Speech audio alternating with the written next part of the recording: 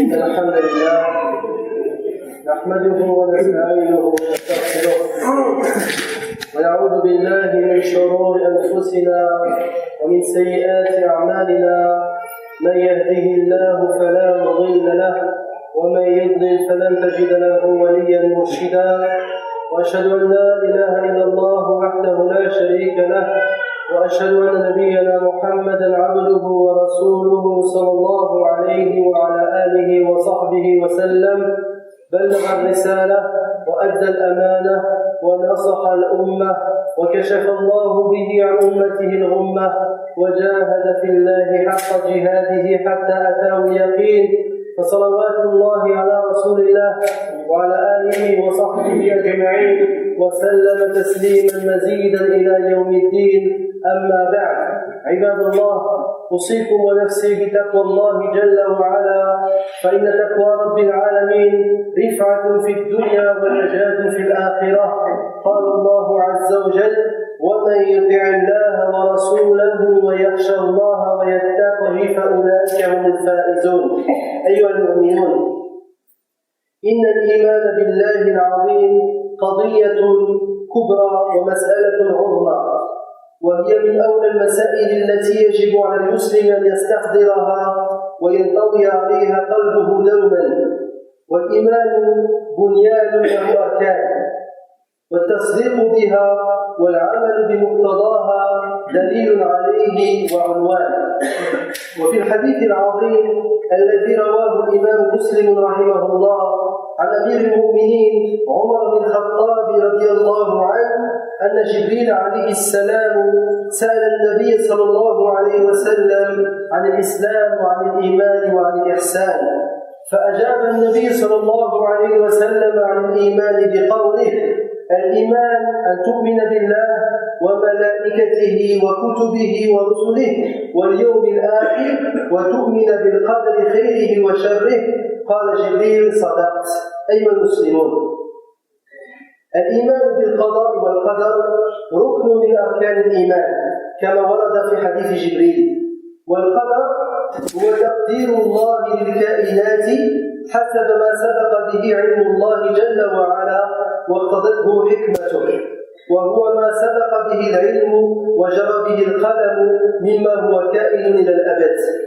والإيمان أيها الإخوة الكرام، والإيمان به هو أن تؤمن أن الله جل وعلا قدر مقادير الخلائق وما يكون من الأشياء والحوادث قبل أن تكون، وعلم سبحانه وتعالى أنها ستقع في أوقات معلومة على صفات مخصوصة، فعلمها سبحانه وتعالى وكتبها بكل تفاصيلها ودقائقها وشاءها وخلقها، فهي كائنة لا محالة على التفصيل والدقة كما شاء الله سبحانه وتعالى.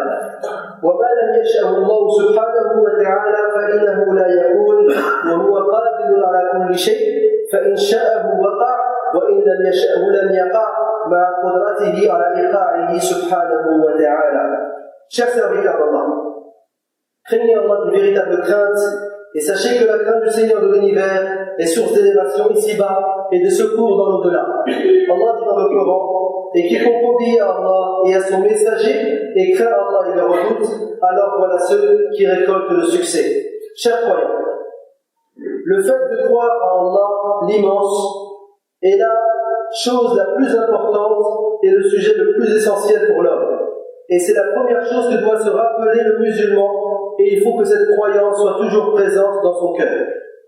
La foi est une fondation, et toute fondation possède des bases, et le fait de croire en cette foi et mettre en application ses implications est une preuve prouvant la force de cette même foi.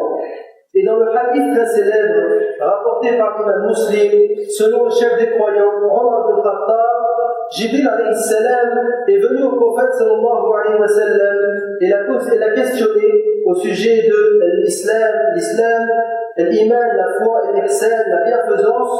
Et le prophète sallallahu alayhi wa sallam lui a répondu au sujet de la foi en lui disant: la foi est de croire en Allah, en ses anges, en ses livres, en ses prophètes, au jour dernier et au destin, bon comme mauvais. Chers musulmans, La croyance au destin est un pilier parmi les piliers de la foi, comme dans le hadith que nous venons de citer. Et le destin est la détermination de toute chose selon la science d'Allah et sa sagesse. Le destin est tout ce qui a lieu jusqu'à la fin des temps.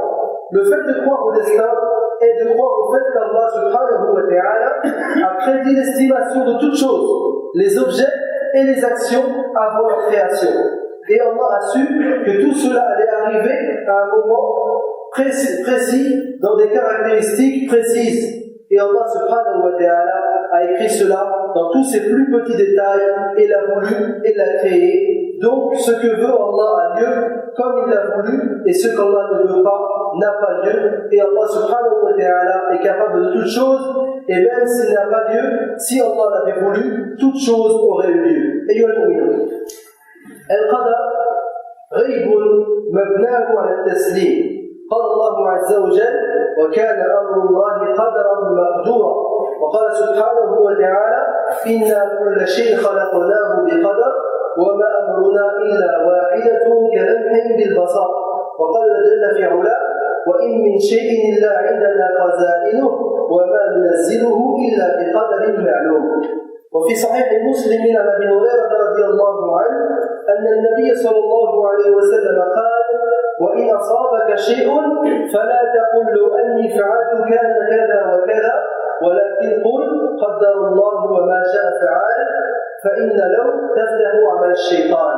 ويقول عبد الله بن عباس رضي الله عنهما كل شيء بقدر حتى وضعك يدك على خدك رواه ابن بطه في الإبانة.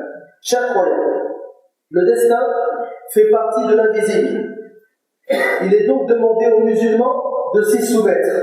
Allah dit dans le Coran, le commandement d'Allah est un décret inéluctable. Et il dit dans notre verset, nous avons créé toutes choses avec mesure et notre ordre est une seule parole, il est prompt comme un clin d'œil. Et il dit également, et il n'est rien dont nous n'avons des réserves et nous ne faisons descendre que dans une mesure déterminée.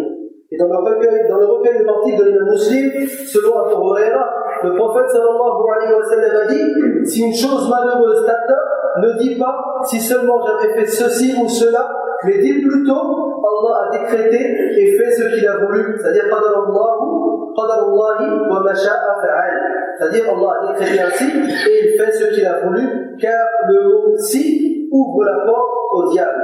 Et Abdullah ibn Abbas radiyallahu anhuma disait, toute chose a lieu par le destin, même le fait de poser ta main sur ta joue. Ibadallah.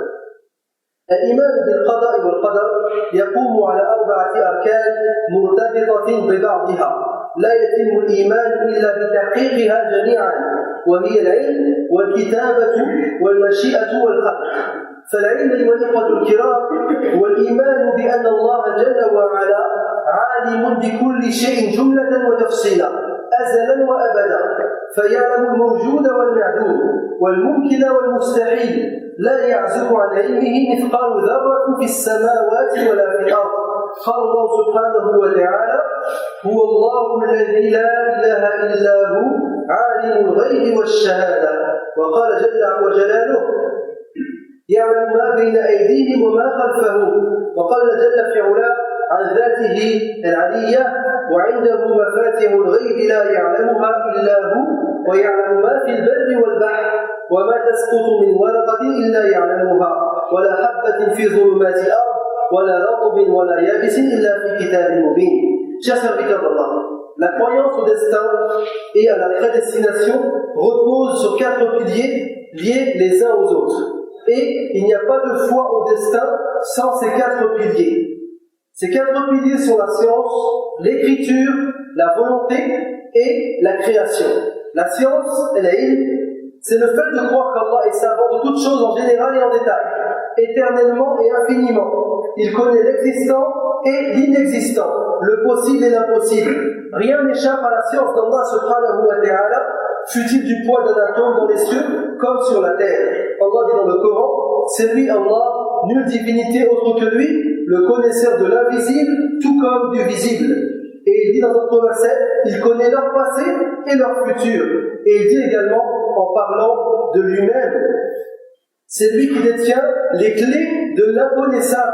nul autre que lui ne les connaît, et il connaît ce qui est dans la terre ferme comme dans la mer.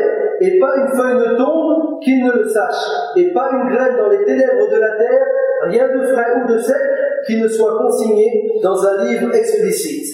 الثاني مما يشتمل عليه الإيمان بالقدر الكتابة، وهي الإيمان بأن الله جل وعلا كتب ما سبق به علمه من مقادير الخلائق إلى يوم القيامة، فكل ما كان وما هو كائن وما سيكون مكتوب في اللوح المحفوظ في الكتاب.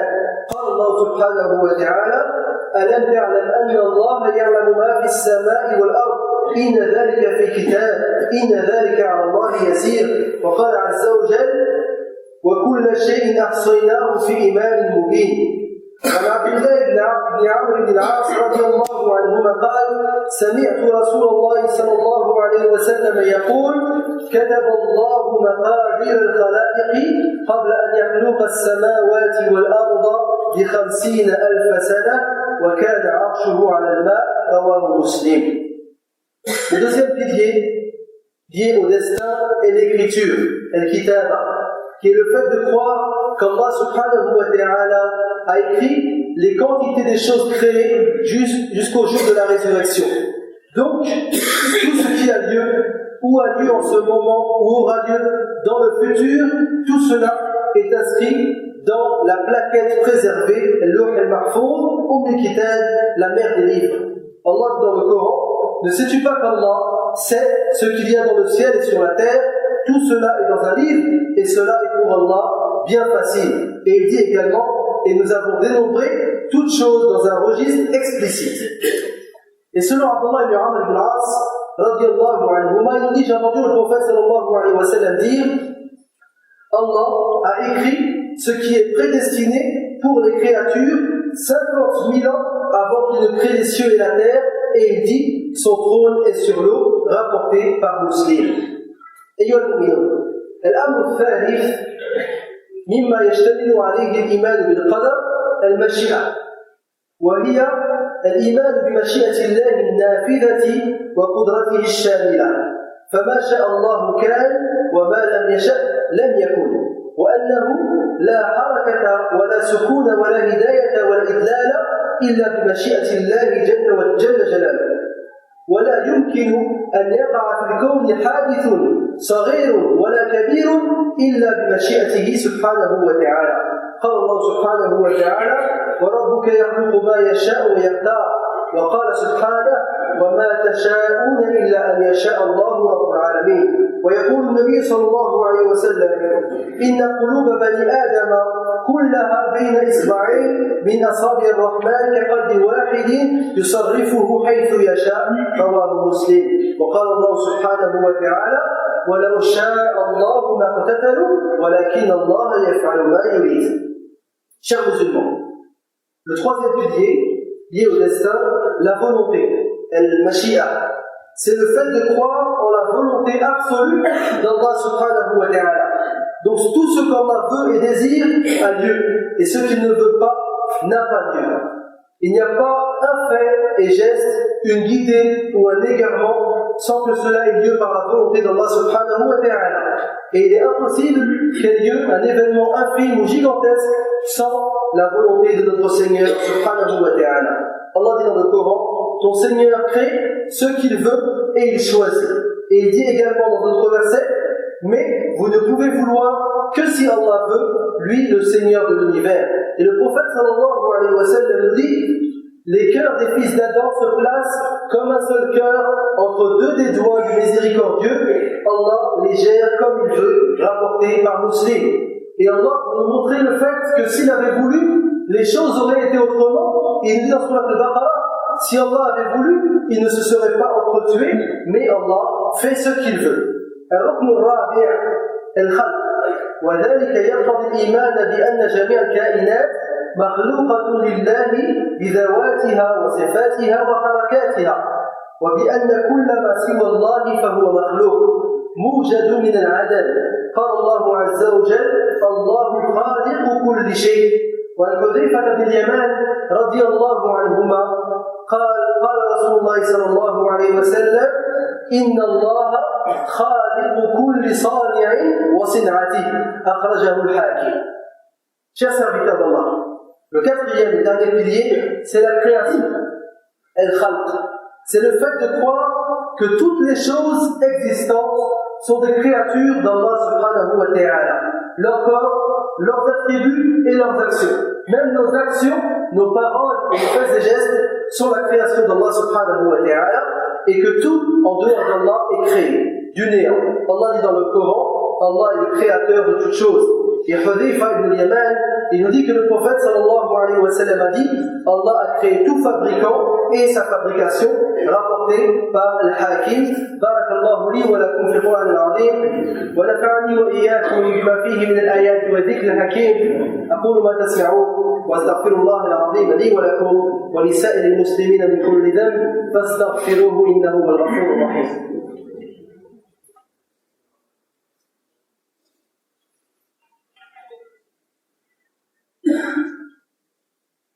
الحمد لله وكفى والصلاة والسلام على النبي المصطفى وعلى آله وصحبه المستكملين الشرفا وأشهد أن لا إله إلا الله وحده لا شريك له وأشهد أن نبينا محمدا عبده ورسوله صلى الله عليه وعلى آله وصحبه وسلم.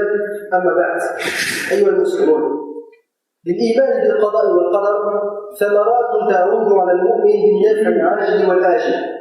فأول ذلك أن المؤمن يؤدي عبادة لله تعالى بإيمانه بالقضاء والقدر وبالإذعان لله جل وعلا والتسليم له، كما أنه باعث على الإخلاص. فإذا علم العبد أن كل شيء بقدر الله وأن الملك ملكه وأن الخلق خلقه وكل شيء مقاليده بيده وأن الأمور لا تنال إلا بقدر الله وأن الناس لا يملكون شيئا، لم يعد المرء يبالي بذم الناس ومدحهم في الحق، ولم يسخط الله جل وعلا برضا الناس، ولم يتزين له، بل يزداد إخلاصا وقصدا لله سبحانه وتعالى. لا تأخذه في الله لومة لائم، ويعلم أن كل شيء واقع تحت قهر الله وسلطانه محكوم بقدره. وفي حديث عبد الله بن عباس رضي الله عنهما أن النبي صلى الله عليه وسلم قال له: إذا سألت فاسأل الله، وإذا استعنت فاستعن بالله، واعلم أن الأمة لو اجتمعت على أن ينفعوك بشيء لم ينفعوك إلا بشيء قد كتبه الله لك، وإن اجتمعوا على أن يضروك بشيء لم يضروك إلا بشيء قد كتبه الله عليك، رفعت الأقلام وجفت الصحف. رواه الترمذي. Chers musulmans, le fait de croire au destin et à la prédestination procure de nombreux bienfaits aux croyants. Le premier de ces bienfaits, le fait qu'il accomplit une adoration pour Allah en croyant au destin et à la prédestination. Le fait d'y croire, cette chose-là elle-même est une adoration indépendante. Comme cette croyance incite à être sincère dans notre relation avec Allah. Car si le serviteur sait que toute chose a lieu par la prédestination d'Allah et que tout appartient à Allah et qu'il a tout créé, qu'il détient les clés des cieux et de la terre et que toute chose ne peut être obtenue que par sa permission et que les gens ne possèdent rien, en sachant tout cela, le croyant ne fait plus attention au blâme des gens ou à leur louange. Et le croyant n'encourt plus la colère d'Allah pour l'agrément des gens et il cesse de s'embellir pour la satisfaction des fils d'Adam. Et sa sincérité pour Allah subhanahu wa ta'ala augmente et il ne craint plus le blâme d'aucun blâmeur, car toute chose a lieu par la force d'Allah et sa royauté et sa prédestination. Et dans le hadith, le prophète sallallahu alayhi wa sallam a dit à Abdullah ibn Abbas: lorsque tu as à implorer l'assistance de quelqu'un, implore l'assistance auprès d'Allah. Sache que si la communauté tout entière, tous les hommes, étaient d'accord à l'unanimité pour te faire quelque bien, cela ne te profitera que dans la mesure où Allah te l'aurait assigné. Et si au contraire, tous les gens se mettent d'accord à l'unanimité pour te causer quelque tort, tu n'en pâtiras en rien, sinon dans la mesure où Allah en aurait ainsi décidé à ton encontre. Certes, les plumes sont levées et l'encre des feuillets est séchée, rapportée par Imam al-Tirmidhi. Et voilà le kiram. إن الإيمان بالقضاء والقدر يزيد إيمان العبد. قال الله عز وجل: ما أصاب من مصيبة إلا بإذن الله ومن يؤمن بالله يهدي قلبه. وفي قراءة عكرمة مولى ابن عباس، وهذه القراءة ليست متواترة، يقرأ يهدأ قلبه يعني يطمئن قلبه. قال علقمة رحمه الله مفسرا لهذه الآية: والرجل تصيبه المصيبة فيعلم أنها من قبل الله فيسلم ويرضى. ومن رضي عن الله رضي الله عنه.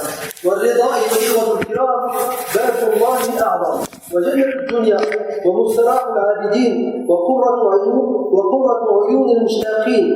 إنه لا خروج للعبد عما قدر له، فلو رضي باختيار الله أصابه القدر وهو راض ومرتاح، وإلا جرى عليه القدر وهو مذموم ومسخوط عياذا بالله. عن صهيب بن سنان رضي الله عنه قال: قال رسول الله صلى الله عليه وسلم: عجبا لأمر المؤمن إن أمره كله خير وليس ذلك لأحد إلا للمؤمن. إن أصابه سراء شكر فكان خيرا له، وإن أصابته ضراء صبر فكان خيرا له. رواه مسلم. إن الإيمان بالقدر يفلح في تهدئة الأعصاب أكثر مما يفلح كل مسكنات الصيدلية. والسكينة من موارد الرحمن لا من كسب الإنسان. الإنسان لا يستطيع أن يشتري السكينة والوقار والطمأنينة بماله، هذه هبة من الله سبحانه وتعالى، وهي الطمأنينة والوقار والسكون والأمن الذي ينزله الله جل وعلا في قلب المؤمن خاصة في مواقف القلق والاضطراب. Chers frères et sœurs, la croyance au destin et à la prédestination augmente la foi du croyant. Allah dit dans le Coran: nul malheur n'atteint l'homme que par la permission d'Allah, et quiconque croit en Allah, Allah guide son cœur. Et dans une lecture de Ikrima, il nous dit: Yahda qalbahu, c'est-à-dire son cœur s'apaise. Al-Qama, en expliquant ce verset de Surah Al-Taghabun, nous dit: c'est l'homme atteint d'un malheur, il sait que cela vient d'Allah et il se soumet et agrée cela. Le croyant, lorsqu'il est atteint d'un malheur, il faut qu'il sache que ce même malheur vient d'Allah subhanahu wa ta'ala. Donc il faut l'accepter et agréer cela. Car l'agrément est le paradis sur terre, le repos des adorateurs et le plaisir des yeux des serviteurs. Et celui qui agrée Allah et ses décrets, Allah subhanahu wa ta'ala l'agréera. Car il n'y a aucune issue à ce qu'Allah a prédestiné. Donc si l'homme agrée la décision d'Allah, le destin l'atteint alors qu'il est loué et apaisé. Sinon, le destin l'atteint alors qu'il est blâmé et maudit. Suhayb ibn Sinan radiyallahu anhu, il nous dit que le prophète sallallahu alayhi wa sallam a dit: étonnant est le cas du croyant. Son cas est bénéfique en toutes circonstances, et ceci n'est spécifique qu'aux croyants. Lorsqu'un bonheur lui échoue, il rend grâce à Allah, et cela sera considéré comme un bien pour lui. Et si un malheur le frappe, il fait preuve de patience, et ceci sera considéré comme un bien pour lui, rapporté par Muslim. Donc la croyance au destin, chers musulmans, réussit à calmer le corps du croyant plus que tout calmant pharmaceutique. Les gens, lorsqu'ils ont des problèmes, ils prennent des médicaments. Sachez que la croyance au destin est un meilleur calmant que tous les médicaments que vous pouvez avaler. L'apaisement, la sakina, est un don d'Allah subhanahu wa ta'ala et non une chose que l'homme achète avec son argent. C'est le calme, la tranquillité et la sécurité qu'Allah fait descendre sur le cœur du croyant, et plus particulièrement dans les moments d'angoisse et de tourment. Et le musulman. ومن ثمرات الإيمان بالقضاء والقدر أن يمتلئ قلب المؤمن شجاعة وإقداما، فلن تموت نفس حتى تستكمل رزقها وأجلها، ولن يصيب الإنسان إلا ما كتب له. فلماذا يخاف؟ لماذا يخاف؟ لأن كل ما يصيب الإنسان قد كتب عليه لا محالة. يقول النبي صلى الله عليه وسلم: واعلم أن ما أصابك لم يكن ليخطئك وما أخطأك لم يكن ليصيبك رواه الحاكم. وكذلك يورث القناعة وعزة النفس، فالرزق لا يجلبه حرص حريص ولا يمنعه حسد حاسد. قال الله سبحانه وتعالى أم يحسدون الناس على ما آتاهم الله من فضله. Chers musulmans, parmi les bienfaits de la croyance au destin également et à la prédestination, le fait que le cœur des croyants se remplit de courage et de bravoure, car aucune âme ne mourra sans avoir parachevé sa subsistance et son terme prédestiné. Et rien n'atteindra l'homme sauf ce qu'Allah en a décrété ainsi. Donc pourquoi le musulman a-t-il peur? Pourquoi le musulman a-t-il peur?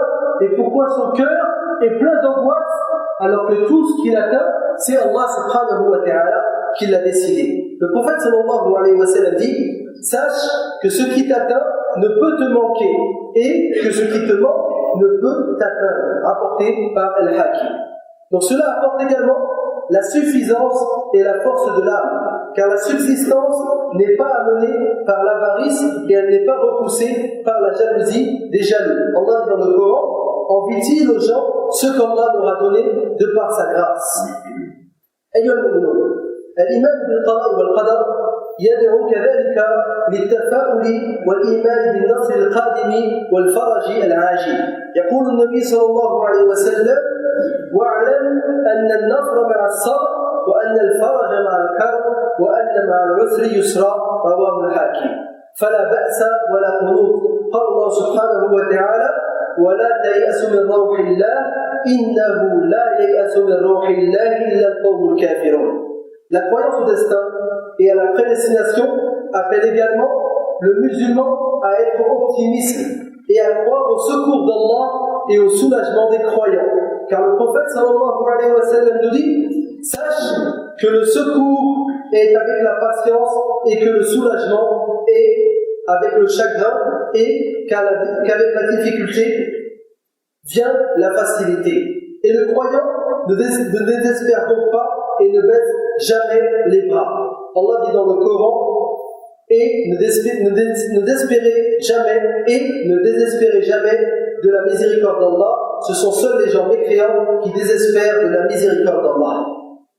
الإيمان بالقدر يجعل المؤمن صابرا قوي الاحتمال، فهو من جميل الخصال ومحمود الخلاق ومن سمات الرجال. يقول علي بن أبي طالب رضي الله عنه: الصبر من الإيمان بمنزلة الرأس من الجسد ولا إيمان لمن لا صبر له.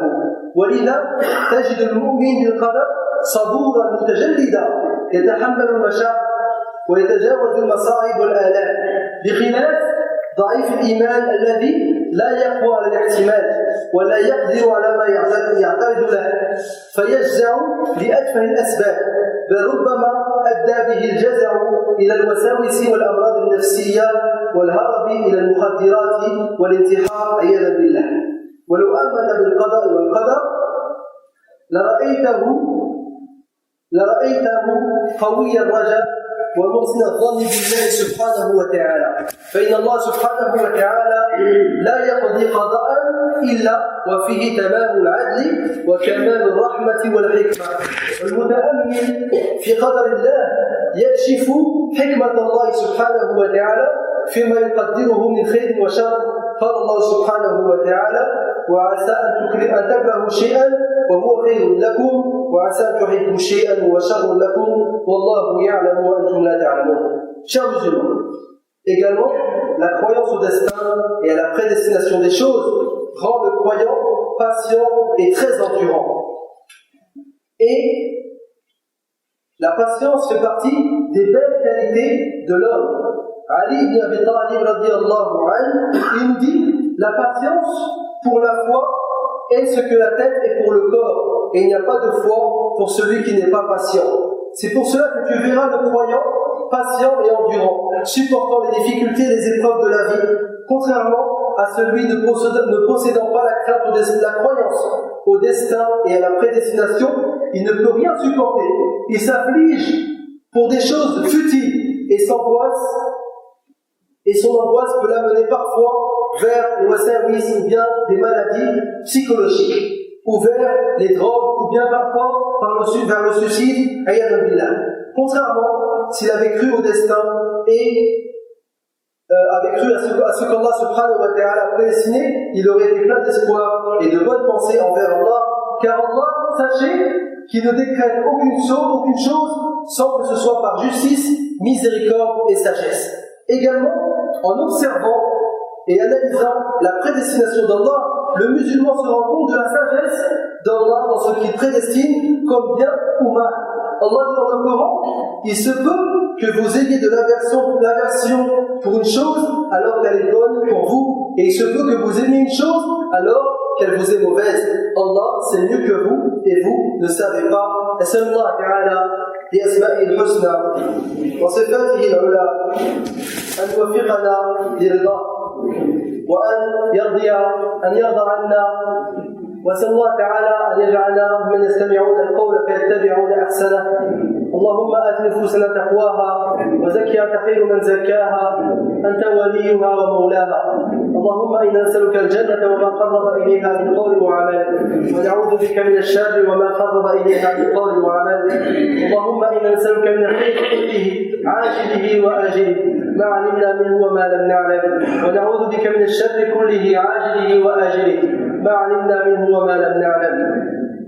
اللهم أصلح لنا ديننا الذي هو عصمة أمرنا، وأصلح لنا دنيانا التي فيها معاشنا، وأصلح لنا آخرتنا التي إليها معادنا، واجعل الحياة زيادتنا في كل خير والموت راحة لنا من كل شر يا عزيز يا غفار.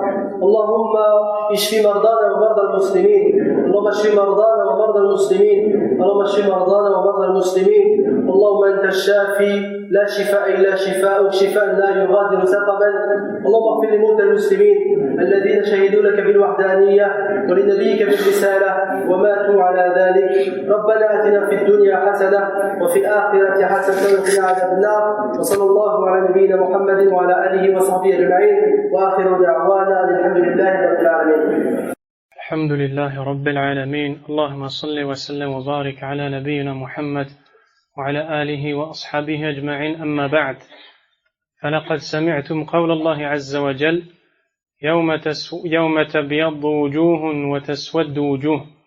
قال عبد الله بن مسعود رضي الله عنه: يوم القيامة يسود الله وجوه أهل البدع ويبيض وجوه أهل السنة، فنسأل الله عز وجل أن يثبتنا على السنة وأن يبيض وجوهنا.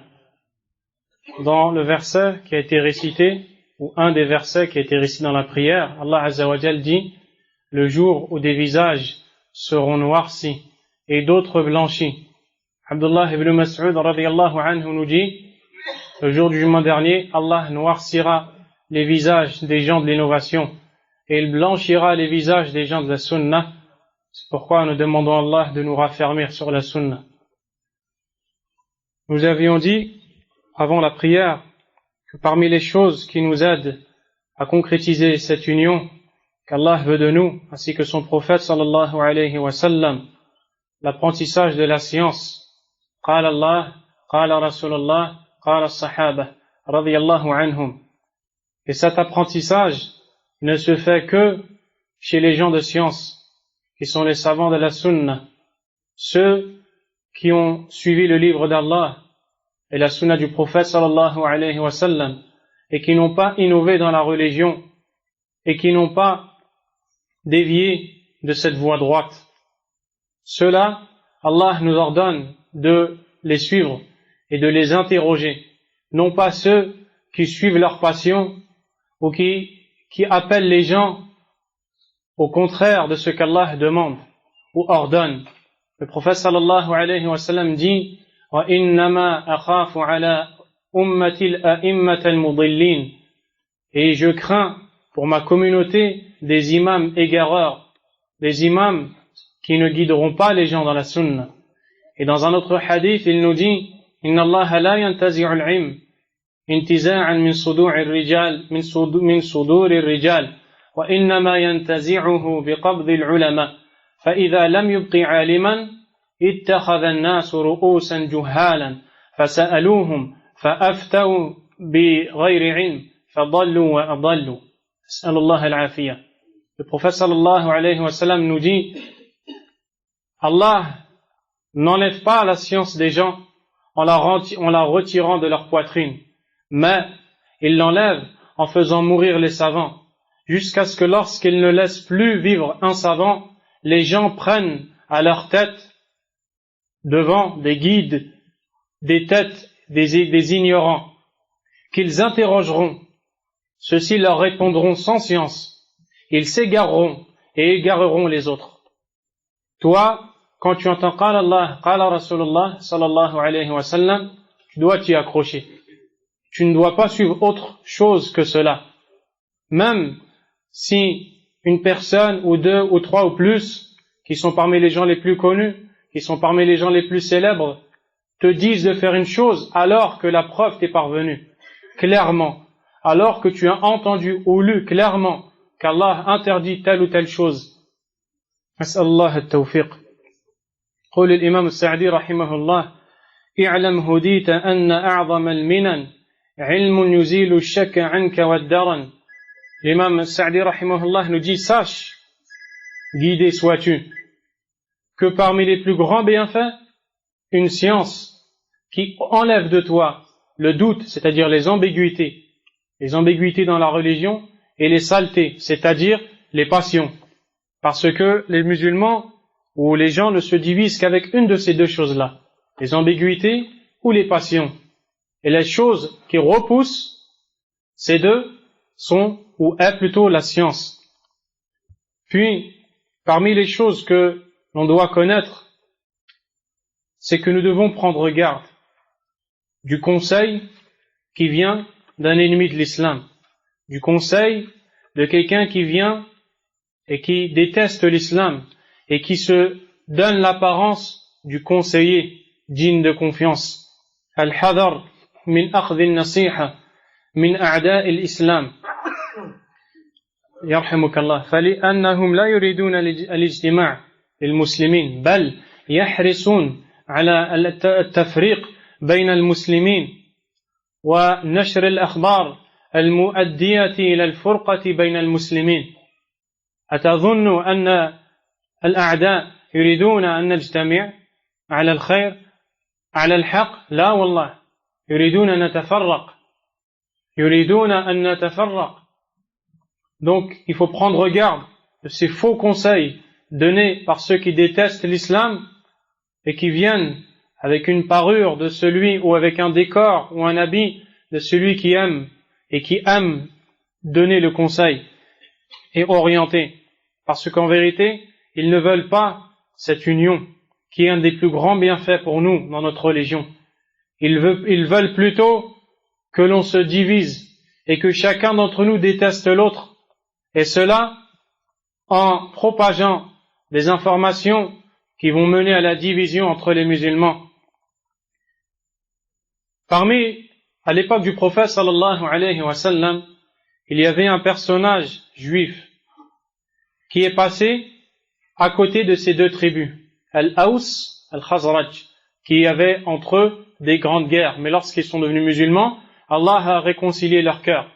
Cet homme a commencé à réciter un vers de poésie que l'une des deux tribus récitait pour déclarer la guerre à l'autre. Lorsque l'une des deux tribus a entendu cette poésie, cela a suscité dans le cœur de ces personnes l'envie de se disputer, l'envie de se battre. Puis les autres ont récité un autre vers de poésie, etc. Ce personnage est venu sous la forme d'une personne qui parle bien, d'un conseiller, jusqu'à ce qu'il ait arrivé, ou jusqu'à ce qu'il ait failli arriver à déclencher la guerre entre deux tribus parmi les musulmans. Lorsque le prophète sallallahu alayhi wa sallam a entendu cela, il leur a ordonné de délaisser cela, parce qu'ils se sont unis sur l'islam et sur la sunna, et que rien d'autre après cela ne peut les séparer. Puis Allah a fait révéler sa parole. Ya ayyuhalladhina amanu in tuti'u fariqan min alladhina utul kitab yaruddukum min ba'di imanikum kafirin. Allah a révélé ce verset dans lequel il nous dit: ô vous qui avez cru, si vous obéissez et vous suivez une partie des gens du livre, ils vous feront revenir à la mécréance après la foi. Ils vous feront revenir à la mécréance. Pourquoi? Parce qu'ils ne veulent pas que l'on soit unis, rassemblés sur la vérité. Ils veulent tout le contraire. Alors ils investissent les moyens physiques, financiers, intellectuels, afin de semer la discorde dans les rangs des musulmans, par les informations, par les journaux, par les radios. Et le musulman, il doit regarder ces choses avec l'œil de la raison et de la perspicacité. Il ne doit pas se presser et regarder quel est le jugement d'Allah et de son prophète sallallahu alayhi wa sallam dans telle ou telle chose. Et il doit regarder cette chose ou cette information propagée, est-elle vraie, est-elle correcte? Voici tel gouverneur de tel pays qui a fait telle et telle chose pour que les habitants de ce pays le détestent. Tel gouverneur de tel pays, musulman bien sûr, a fait telle et telle chose contre un autre pour qu'ils se détestent entre eux. Et le musulman ne doit pas se précipiter. Le musulman doit vérifier les informations avant de prononcer un jugement qui pourrait être la cause d'un regret pour lui, le jour où il rencontrera Allah subhanahu wa ta'ala. Et avec tout cela, nous voyons l'importance de l'union dans l'islam, le fait de se rassembler dans le haqq. Et nous voyons aussi que lorsqu'Allah nous ordonne de nous unir, il ne veut pas de nous une union basée sur autre que le livre, la sunna et la compréhension des pieux prédécesseurs et le retour aux grands savants de l'islam. Et même, mon frère, si tu vois un très grand nombre de gens, ne te fais jamais tromper par le nombre, parce que le nombre n'est en aucun cas un argument dans l'islam. Si tu veux la preuve de cela, écoute les versets où Allah subhanahu wa ta'ala nous dit: La khalqu as-samawati wal ard, la khalqu as-samawati wal ardi akbar min khalqi an-nas, walakinna akthara an-nas la ya'lamun. La création des cieux et de la terre est plus immense que celle de l'homme, mais la plupart des gens ne savent pas. Inna as-sa'ata atiyatun la rayba fiha, walakinna akthara an-nas la yu'minun. Certes, l'heure est proche et va arriver, mais la plupart des gens ne croient pas. Inna Allah la dhu fadlin 'ala an-nas, walakinna akthara an-nas la yashkurun. Certes, Allah est détenteur de grandes grâces pour les gens, mais la plupart des gens ne sont pas reconnaissants. Wa ma aktharu an-nas walau harasta bimu'minin. Et la plupart des gens ne seront pas croyants, même si tu es motivé pour cela. Laqad haqqa al-qawlu 'ala aktharihim fahum la yu'minun. La parole s'est réalisée sur la plupart d'entre eux, ils ne croiront donc pas. Wa ma wajadna li aktharihim min 'ahd. Wa in wajadna illa aktharahum la fasiqin. Et nous n'avons pas trouvé de la plupart d'entre eux le respect du pacte qui avait été fait. Mais au contraire, nous avons trouvé de la plupart d'entre eux qu'ils étaient pervers.